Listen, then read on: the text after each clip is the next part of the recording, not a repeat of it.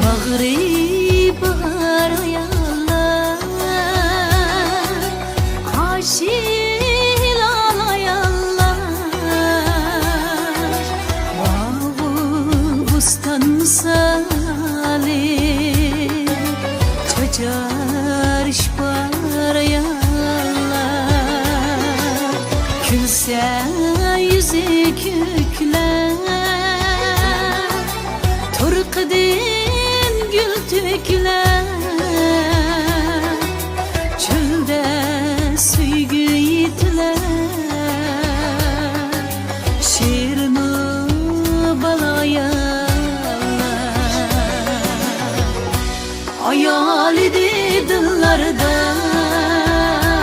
dillarda, dastan idi tillarda, tillarda. Muhabbetli küylerde,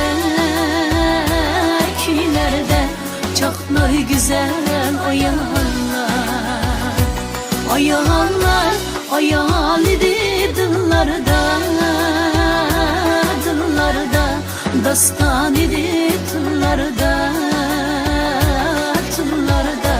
Muhabbetli küylerde, küylerde çaknar güzel ayağlar.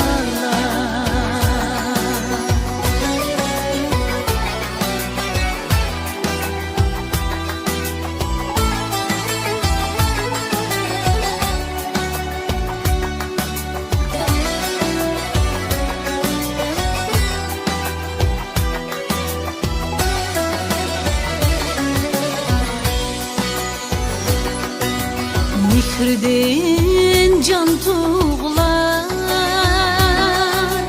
tağda reyhan uyg'unar.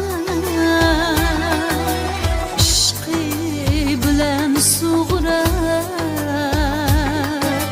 qalbi zulalayarlar. Ko'ngli daryo ko'k osmon, farzand üçün her kaçan.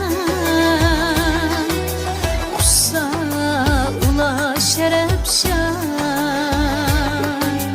möngü yaşlar ayarlar. Ayal idi dillarda, dillarda, dastan idi tillarda, tillarda. Muhabbetli küylerde, küylerde çaknar güzel ayağlar. Ayağlar, ayal idi dillarda, dillarda, dastan idi tillarda, tillarda. Muhabbetli küylerde, küylerde çaknar güzel ayağlar. Ayağlar.